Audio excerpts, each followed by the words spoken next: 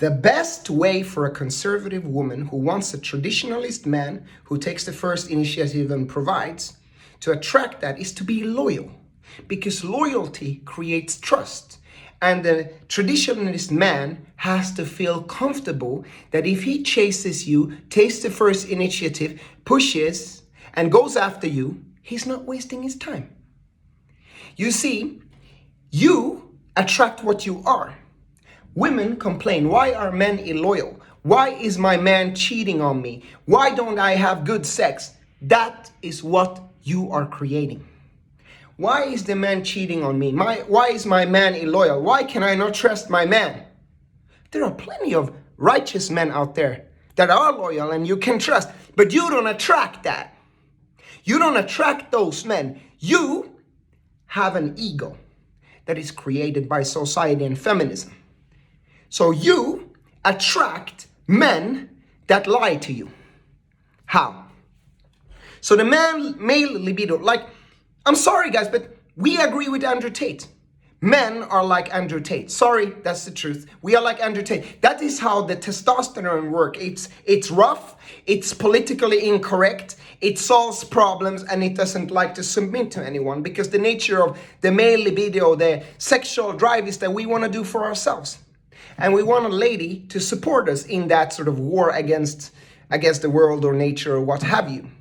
Yet in society today, as a woman, you are trained into hating the very male sexual energy that attracts you. So there's a funny cognitive dissonance going on with women. They are attracted to the bad guys, but they are indoctrinated to all the time hate and lecture the bad guy for being a bad guy. Now, here's what happens. You want the alpha male to approach you and take the first initiative. So when he approaches, you open 5 doors. You get insecure, the feminist indoctrination kicks in, and you open 5 doors. And that is a subtle form of control from you, isn't it? Because now you are putting yourself as a woman in the position of selecting him. So basically, it's enough for him that he says one word you don't like, or does one thing that you don't like, or maybe gets a little bit rough. He's toxic masculine. Now you select the other guy, right? So it ends up in a situation that all of the effort he put into you, he can make one mistake and you throw him away, or you basically cancel culture him, right? And you go to the other guy. Now, what kind of man are you attracting when you pick on faults, pick on language that he says? What kind of man will you attract?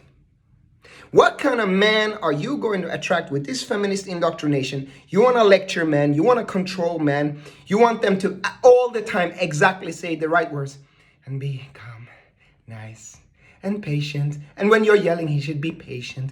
And when you're being toxic, he should be kind and patient. What kind of man are you attracting?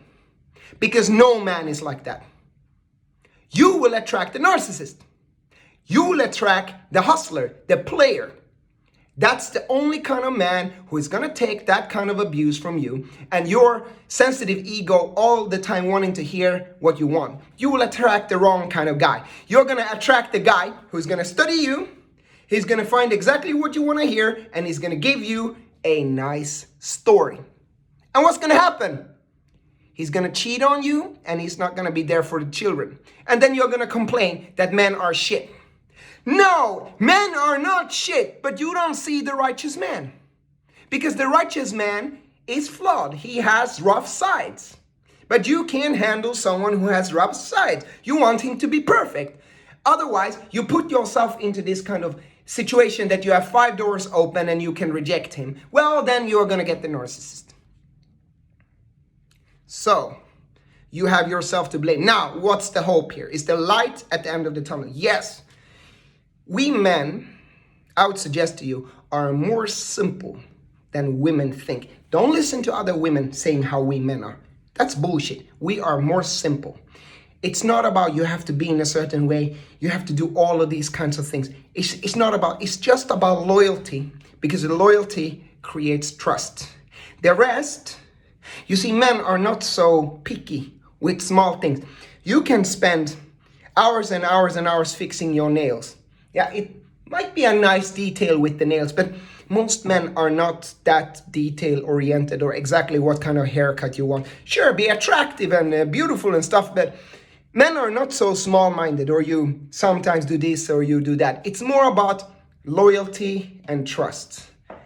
If you can create that as a woman, showing that you only want him, you are sort of ready to commit, you don't want to be uncommitted and keep 15 doors open. For you, it's going to be impossible for you as a woman to not attract the right kind of man. You're going to get the right guy, he's going to chase you. This is it. Let me know what you think in the comment section. Assalamu alaikum.